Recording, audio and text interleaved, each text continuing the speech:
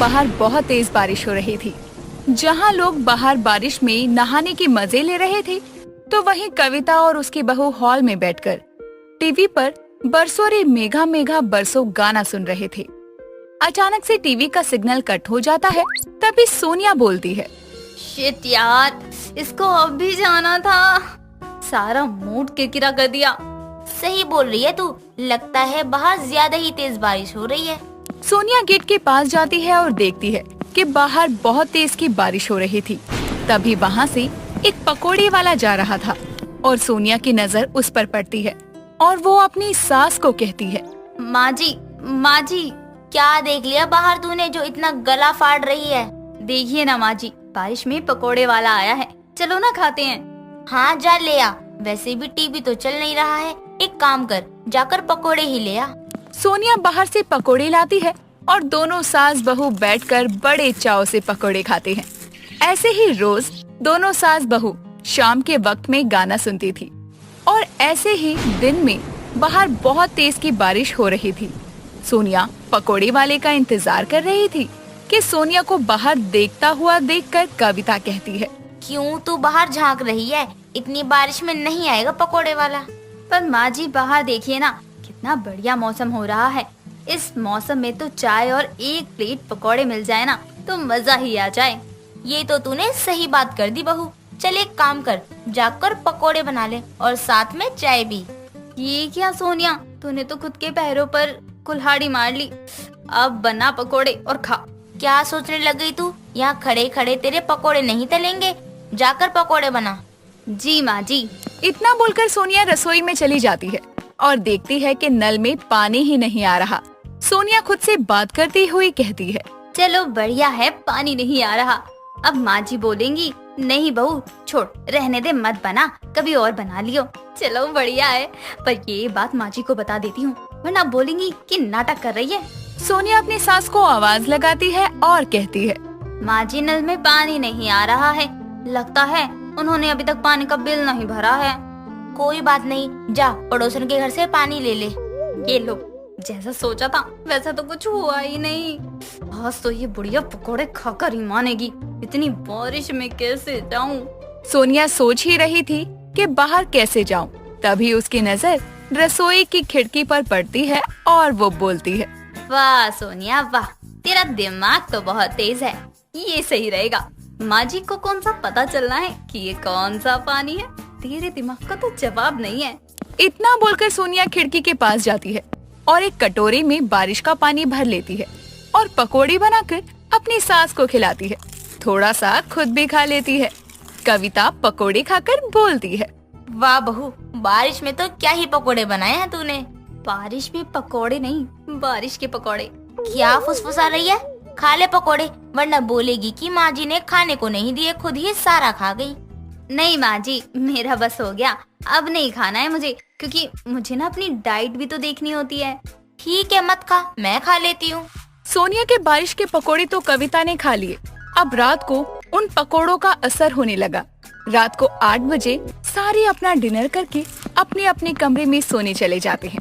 सोनिया अपना काम खत्म करने में लग जाती है और उसके बाद सब सो जाते हैं। कविता तो अपने पति सुनील के साथ सो रही थी कि तभी कविता बात देती है और सुनील कहता है, ये क्या भाग्यवान, आज ज्यादा खा लिया क्या? चुप हो जाइए, कैसी बातें कर रहे हैं इस बुढ़ापे में? बात तो तुम रही हो, एक बार नहीं बल्कि बार बार। अरे अगर पेट खराब हो गया है तो फिर टॉयलेट चली जाओ ना। बुढ़ापा आ गया है, कभी कभी तो गैस बनेगी ही ना, चुपचाप सो जाइए। इतना बोलकर कविता और सुनील सो जाते हैं। अगले दिन सुबह कविता की पड़ोसन आती है। दोनों बैठकर बातें करने लगते हैं। कविता की पड़ोसन के सामने कविता का पाद निकल जाता है और पड़ोसन हंसते हुए कहती है, कविता ये क्या बच्चों वाली हरकतें कर रही है, कुछ तो लिहाज कर ले अपनी उम्र का। क्या लिहाज क्यों? ये तो नेचुरल है ना, इसको जितना रोकना चाहूँ नहीं रुकेगी। अरे तो दवाई ले ले, गैस ही है, ठीक हो जाएगी। ना जाने क्यों कल से ऐसा ही हो रहा है। कल इसके ससुर भी कह रहे थे। क्या खाया था तूने जो पाद निकाल दे रही है? कल बहुत तेज बारिश हो रही थी तो बहू ने पकोड़े बनाए थे, बस बहुत ही बढ़िया थे, बस मैंने सारे खा लिए।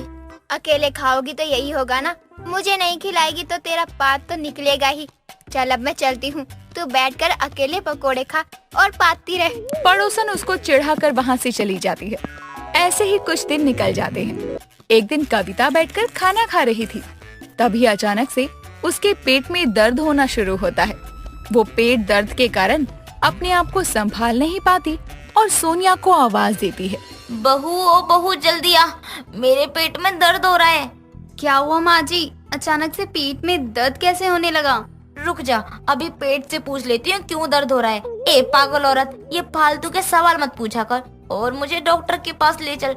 मेरा पेट दर्द से फटा जा रहा है। जी माँ जी, अभी यहाँ बैठो, मैं एम्बुलेंस को कॉल करती हूँ। सोनिया कविता को सोफे पर बैठाकर एम्बुलेंस को कॉल करती है।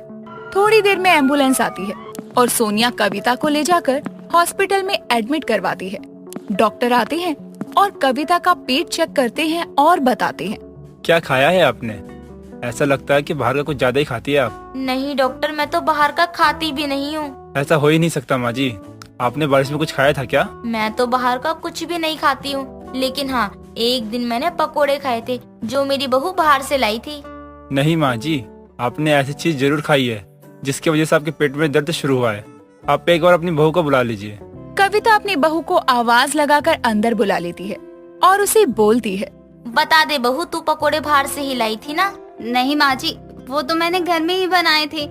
मैंने तो आपसे झूठ बोला कि ये बाहर से लाई हूँ। क्या डालकर बनाए थे जो मेरे पेट में दर्द हो रहा है? कुछ भी तो नहीं माँ जी, मैंने तो बस बारिश का पानी डाला था पकोड़ों में, क्योंकि घर के नल में पानी नहीं आ रहा था। देखा माँ जी, आपको बोल रहा था ना कि आपने तो कुछ गलत खाया है जिससे आपके पेट में दर्द हो रहा है। खैर कोई बात नहीं, मैं आपको दवाई देता हूँ, आप उसको टाइम पर खा लेना, आप जल्दी ही ठीक हो जाएंगी। डॉक्टर कविता को दवाई लिखकर दे देता है और वहाँ से चला जाता है। कविता को सोनिया पर गुस्सा आता है और कविता सोनिया को गुस्से से घूरने लगती है। सोनिया के साथ वो घर चली आती है।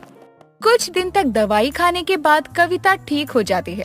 ऐसे ही एक दिन अचानक से कविता को खांसी होने लगती है, तो सोनिया कविता को कहती है, रहने दे तू, पिछली बार की तरह दोबारा बारिश का पानी पिला देती तो ना जाने क्या होगा। मुझे तुझ पर बिल्कुल भी भरोसा नहीं है। माँ जी, पिछली बार नल में पानी नहीं था, इसलिए मैंने आपको बारिश के पकौड़े खिला दिए थे, लेकिन अब ना तो बारिश हो रही है, ना ही नल में पानी खत्म है। आप बैठिए, मैं लेकर आती हूँ। सोनिया कविता को पानी लाकर देती है और वहाँ से चली जाती है। कविता भी पानी पीकर टीवी देखने लगती।